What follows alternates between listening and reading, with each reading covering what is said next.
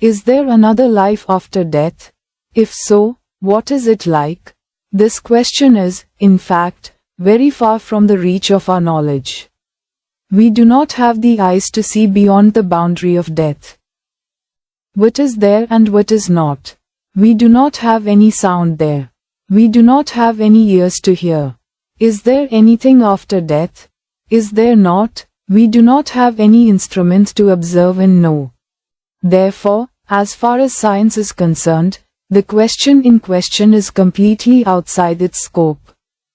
Whoever says in the name of science that there is no life after death is actually making an unscientific and irrational argument. As long as some definite path of knowledge is not available, it is not possible to say in the light of science whether there is another life after death or not. The policy of denying, accepting, or not accepting life after death is, at the very least, a scientific policy. But is it possible to follow this scientific policy in the life of action? Not perhaps, but certainly not. When we do not have the means to know the reality of a thing, it is certainly logically possible for us to refrain from arguing that it exists or does not exist. But when the same thing has a connection with our karmic life, we have no choice but to base our karmic will on either its denial or its establishment. For example, we may be able to refrain from making any decision, either positive or negative, regarding the loyalty of a stranger, even though we have no dealings with him. But when we have to deal with the same person, we are forced to deal with him assuming that he is trustworthy or not. It is true that we can deal with him with suspicion as long as it is not proven whether he is trustworthy or not. But it is clear that the transaction we make with doubt in his loyalty will in effect be equivalent to a transaction in which we deny his loyalty. Therefore, the doubt between denial and assent exists only in the heart. It is not possible to build karma on doubt in any way. Either assent or denial is inevitable. The question of life after death is not merely a philosophical question. It is inextricably linked with our life of action. This can be understood if we think about it a little. Our entire moral code actually depends on this same question. If I believe that this worldly life is the only life and that there is no other life beyond this, then my moral code will be one way. On the other hand, if I believe that there is another life after this worldly life, and that I will have to give an account of all my actions in this worldly life, and that the good or bad outcome of that life depends on the actions here, then my moral code will be completely different from the first. Let us understand this by means of an example. One person travels thinking that he has only to go as far as Bombay, and that once he reaches there, his journey will be over for good, and that he will somehow be free from the clutches of all the forces that can question him, such as the police and the courts. The other person travels thinking that the journey to Bombay is actually only the first stage of his journey, that he has to cross the ocean from there to another country, that the king who rules his country is also the king there, that the king has secret records of all the activities he has done in his own country, and that the king will examine the records and give appropriate punishments. You can imagine how different the methods of action of these two people will be. The first person only makes arrangements for the journey to Bombay. The second person also makes arrangements for the long journey there. The first will understand that there are benefits, if any, only up to the point of reaching Bombay, and that there is nothing beyond that. The second, on the other hand, will understand that the real benefits and losses are not in the initial stage of the journey, but in the final stage. The first will only consider the results of actions that may appear on the journey up to Bombay. The second, on the other hand, will focus on the final results that will appear after entering another country, across the ocean. It is clear that the difference in the policies of action of these two individuals is a direct result of the opinions they have formed regarding the nature of the journey. This is the situation of our moral life. Our ideal of life after death has a decisive influence on our moral life. The denial or acceptance of life after death determines the fate of our every step in the field of action. When we enter the field of action, considering this worldly life as the beginning and the end, our steps start moving in one direction. When we start acting with the view of life after death and its final result, our steps start moving in a completely different direction. It is clear from this that the problem of life after death is not a mere intellectual or philosophical one, but a problem of life of action. If this is the truth, it is not possible for us to remain in doubt on this issue. The policy we adopt in life with doubt will be the same as the policy we adopt with denial. Therefore, is there any life after death? To determine whether or not, we are forced to do so in any case. If science does not help us in this matter, we must seek the help of intellectual evidence. But what are the sources of intellectual evidence that we have? One is man himself, the other is this cosmic system. Let us examine man within the cosmic system. Are all the needs and interests of everything that exists in him fulfilled in this system? Or is there something left in him that needs another kind of system? Look. Man has a body that is a collection of many minerals, salts, water, and gases.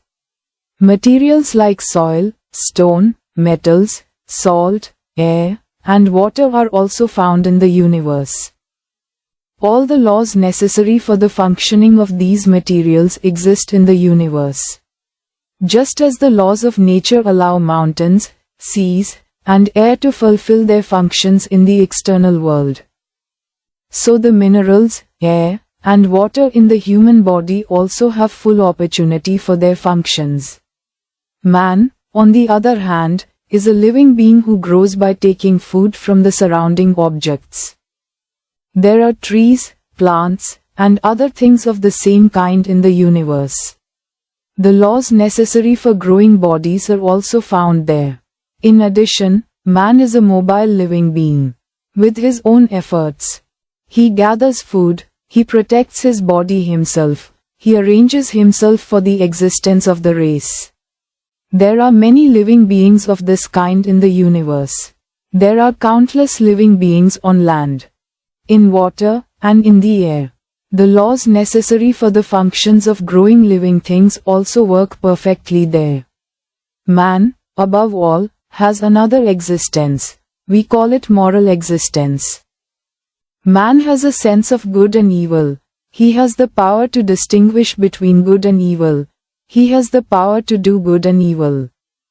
His nature demands that the good should have its good and the bad consequences. He distinguishes and understands the various qualities such as justice, injustice, truth, falsehood, kindness, ruthlessness, gratitude, ingratitude, generosity, stinginess, loyalty, deceit, etc. These qualities are found in his life of action. All these are not mere imaginary things.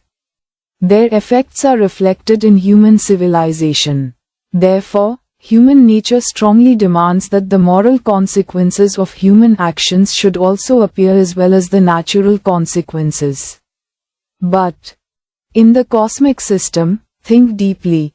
Is it possible for the moral consequences of human actions to appear completely here?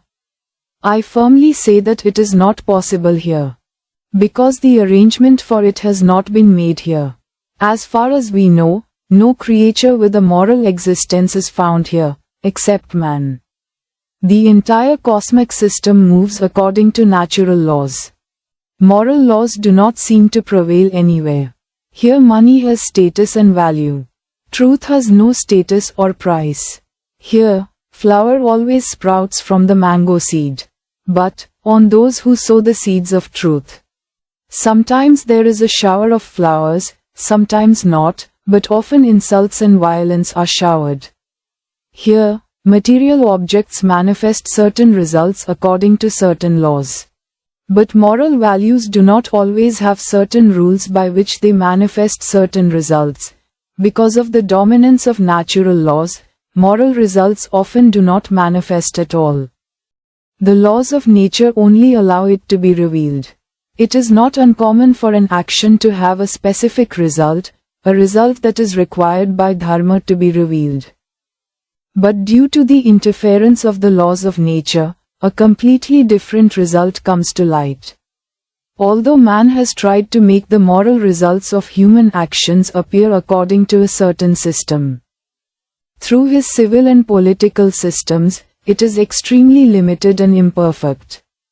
If on the one hand the laws of nature make it limited and imperfect, on the other hand the many shortcomings and weaknesses of man himself increase its imperfection and impracticality even more.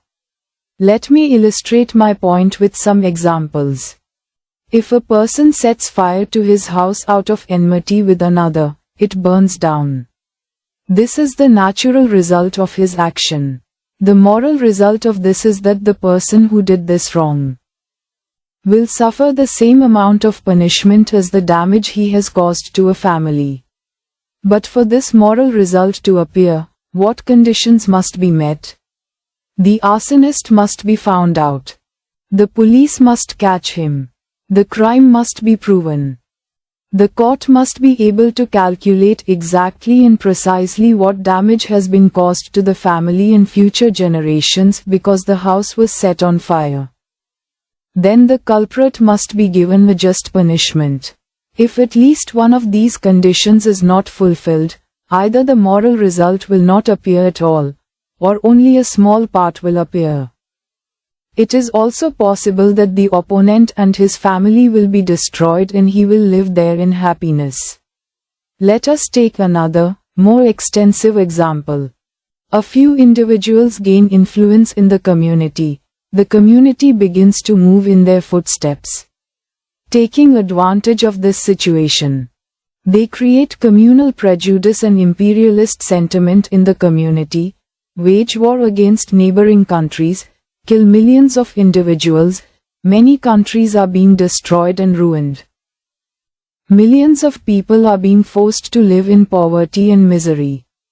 These cruel acts have had terrible consequences in human history. Future generations will suffer for centuries. Do you think that it is possible for the few individuals responsible for this heinous crime to receive a just and appropriate punishment for their crime in this worldly life? Suppose each of them were cut into pieces. Suppose they were burned alive in a fire.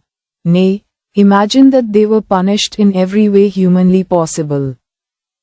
But it is quite clear that this would not be an equal punishment for the damage that those aggressors have caused to themselves, to millions upon millions of people, and to their future generations. According to the natural laws of this cosmic system, it is not at all possible for them to receive a just punishment for their crimes. Now look at the good people on the other hand. They taught humanity the truth and the right path. They showed the light of guidance. Generations of people have been enjoying its benefits for many centuries, and will continue to enjoy it for many more. Just think, is it possible to receive the full reward for the great services of these saints in this world?